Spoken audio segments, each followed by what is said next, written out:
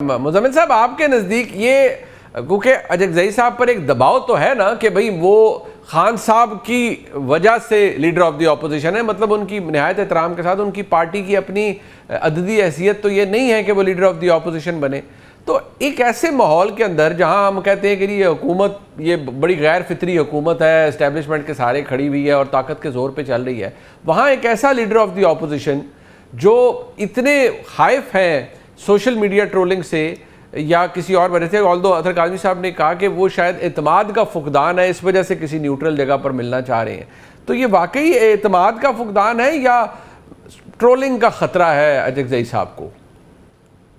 میرے خیال میں ٹرولنگ کا خطرہ ہے، اعتماد کا فقدان تو نہیں ہے۔ جب آپ ملتے ہیں تو اعتماد ہوتا ہی ہے، تو ملتے ہیں نا، وینیو ڈزنٹ میٹر، آپ مل رہے ہوتے ہیں۔ میرے خیال میں وہ ایک تو پی ٹی آئی کے سوشل میڈیا ٹرول سے ڈرتے ہیں، ویسے تو پچھلے 4 مہینے پی ٹی آئی سے بھی ناراض رہ کے گئے ہیں، اور اطہر کاظمی صاحب نے کہا کہ ان کا نوٹیفیکیشن روکا ہوا تھا، تو ان کا نوٹیفیکیشن تو عمر ایوب کے سٹے نے روکا ہوا تھا۔ جس دن انہوں نے پشاور ہائی کورٹ سے سٹے وڈرا کرا کے کاپی جو ہے احمد ڈوگر صاحب نے اسپیکر کو دی، ان کا نوٹیفیکیشن ہو گیا۔ عمر ایوب صاحب وہ سٹے جو انہوں نے پشاور ہائی کورٹ سے لیا ہوا تھا اس کو ویکیٹ کرانے کے لیے تیار نہیں تھے، وہ جب ویکیٹ ہو گیا تو ان کا نوٹیفیکیشن ہو گیا۔ اسپیکر نے بڑا سمپل کہا کہ پشاور ہائی کورٹ کا سٹے ہے، آپ جب اس کی ویکیشن لے آئیں میں آپ کا نوٹیفیکیشن کر دیتا ہوں۔ وہ جب لے آئے تو تب ان کا نوٹیفیکیشن ہو گیا۔ وہ بھی پی ٹی آئی اور محمود خان اچکزئی کا آپس کا اندرونی معاملہ تھا، لیکن میں پھر بھی سمجھتا ہوں کہ محمود خان اچکزئی جو ہے نا وہ راجہ ریاض سے بھی کمزور قائد حزب اختلاف ہیں۔ اچھا، راجہ ریاض کے پاس تو پھر کوئی طاقت تھی، وہ کوئی فیصلہ کر سکتا تھا، وہ کوئی بات مان سکتا تھا، وہ کسی چیز پہ دستخط کر سکتا تھا۔ یہ تو راجہ ریاض سے بھی ڈمی قائد حزب اختلاف ہیں، یہ کچھ بھی نہیں کر سکتے۔ نہیں، راجہ صاحب تو حکومت کی سائڈ سے کھیلتے تھے نا سر، مطلب وہ آپس کی جدھر سے بھی کھیلتے تھے وہ کلیئر کھیلتے تھے نا، کچھ کھیلتے تھے تو جو بھی ان کی کھیل تھا وہ کھیل کلیئر تھا نا۔ ویسے مزمل بھائی راجہ صاحب کے وقت تو اپوزیشن ذرا سوچنا پڑے گا وہ کس ٹائپ کی اپوزیشن تھی راجہ ریاض صاحب کے وقت۔ میں کہہ رہا ہوں کہ دیکھیں محمود خان اچکزئی کے پاس کوئی اختیار نہیں ہے، ٹھیک، وہ ایک ڈمی ایک نمائشی قائد حزب اختلاف ہیں جو نہ کوئی فیصلہ کر سکتے ہیں، نہ کوئی مشاورت کر سکتے ہیں، نہ کچھ کر سکتے ہیں۔ ہر کام کے لیے ان کو پیچھے مڑ کر پی ٹی آئی کو دیکھنا ہے، کیونکہ جو ان کی ٹانگیں کھینچتی رہتی ہے۔ ان بیچاروں کو تو مردان کے جلسے میں تقریر کے لیے بھی نہیں بلایا پی ٹی آئی نے۔ میرے خیال میں ہمیں محمود خان اچکزئی سے بہت زیادہ امیدیں نہیں لگانی چاہیے۔ وہ ایک ڈمی قائد حزب اختلاف ہیں، اس سے بہتر ہے آپ بیرسٹر گوہر سے بات کر لیں، اس سے بہتر ہے آپ اسد کیسر سے بات کر لیں، کیونکہ اگر محمود خان اچکزئی کوئی فیصلہ کریں گے بھی تو وہ پی ٹی آئی نہیں مانے گی۔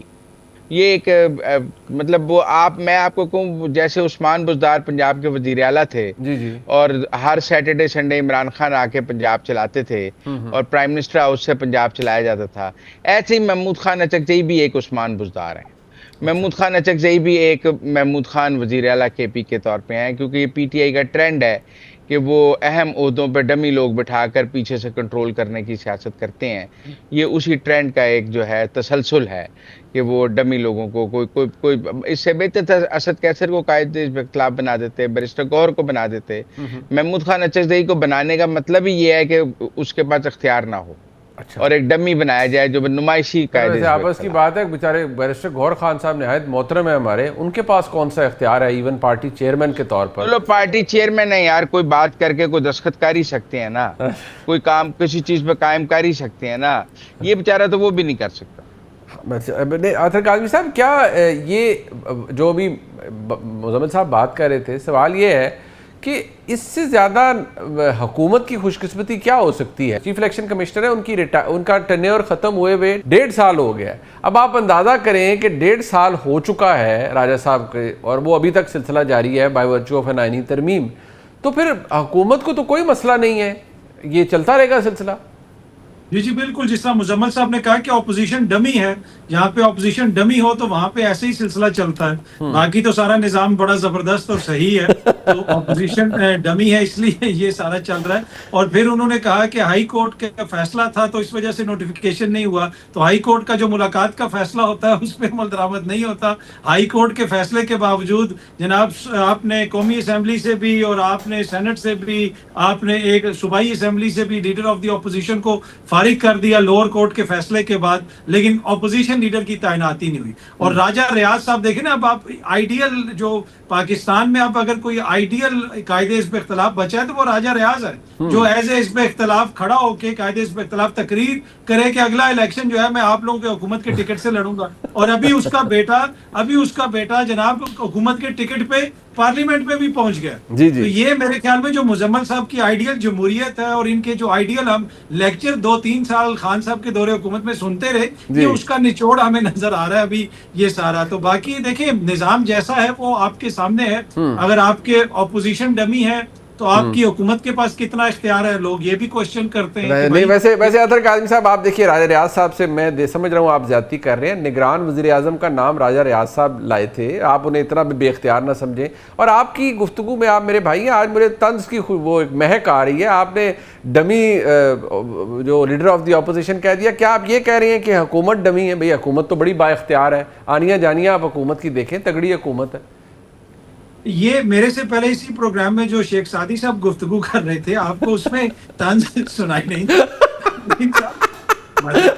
वो उन्होंने शेख सादी की हकायतें पढ़ी है मुजम्मल साहब ने, जो उन्होंने बातें मतलब ये मेरा भी आप पे एतराज है कि आपको मेरी बात में तंज की खुशबू, उन्होंने पूरी जो देग चढ़ा दी वहां पे तनकीद और तंज की, वो आपने नहीं रोकी। मसला ये है कि देखें बहुत सारे मसाइल हैं इसमें, यकीनन ऑपोजिशन के अंदर भी मसाइल हैं, हुकूमत के अंदर भी मसाइल हैं, लेकिन मैं जेन्युइनली ये समझता हूं कि अगर अचकज़ई साहब की शहबाज शरीफ साहब से मुलाकात होगी तो ये एक पॉजिटिव जेस्चर है। भाई अगर आपने इस सिस्टम के अंदर रहना है और सिस्टम के अंदर रह के तब्दीली करनी है तो फिर ये मुलाकातें होनी चाहिए, चाहे कोई किसी को मैं डमी कहूँ, किसी को मुजम्मल साहब बुरा कहें, लेकिन मुझे ये लगता है कि ये सियासतदानों के दरमियान जो राब्ते हैं इनका फुकदान जो है वो बुराई की वजह बनता है। मुजम्मिल साहब अरबाज़ी साहब, वैसे तो मतलब उन्होंने आपको तकरीबन ऑलमोस्ट शेख सादी सानी कह ही दिया है जनाब अतर काज़मी साहब ने, तो ये तो आपके लिए तो कॉम्प्लीमेंट है।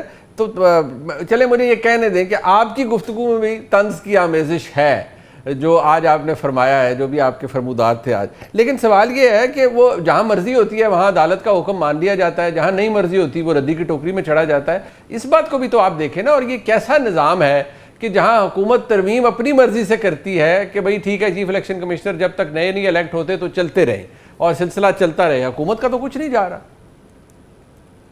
नहीं देखिए मेरी बात सुने, इमरान खान के दौर में भी ये डेडलॉक पैदा हो गया था चीफ इलेक्शन कमिश्नर का। फिर इलेक्शन कमीशन गैर फाल हो गया क्योंकि कोई था ही नहीं।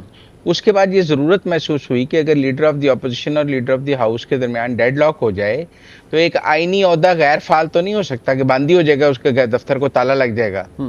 Things have to move, continuity तो रहनी चाहिए। तो फिर उसके बाद पार्लियामेंटेरियंस ने सोचा कि अगर ये दो लोग लीडर ऑफ द हाउस और लीडर ऑफ द ऑपोजिशन किसी एक नाम पर बर्ज कर ले, नहीं मुत्तफिक होते तो वो इदारा तो कायम रहेगा ना, वो जो कंटिन्यूटी तो रहेगी। जब नए नाम पे इत्तेफाक हो जाएगा, नया आ जाएगा, तब तक काम तो चलाना है ना, मुल्क बंद तो नहीं कर देना। कि अब महमूद खान अचकज़ई साहब को अडियाले से इजाजत नहीं मिल रही तो वो अडियाले से, अब देखें ना डेरा गाजी खान में जुल्फकार खोसा साहब की वफात पर उस्मान बुज़दार ने यूसुफ रजा गिलानी को अपनी गाड़ी में बिठा लिया। आप बताएं पीटीआई के ट्रोल्स ने उनका क्या हाल किया। एक शादी में चौधरी परवेज लाई और सरदार याद सादक ने गले मिले, आप बताएं पीटीआई के ट्रोल्स ने क्या हाल कर दिया कि चौधरी परवेज लाई का। तो यहाँ तो पीटीआई जो है, आप कहते हैं पता नहीं अतर काज़मी साहब कौन सी पीटीआई को जानते हैं।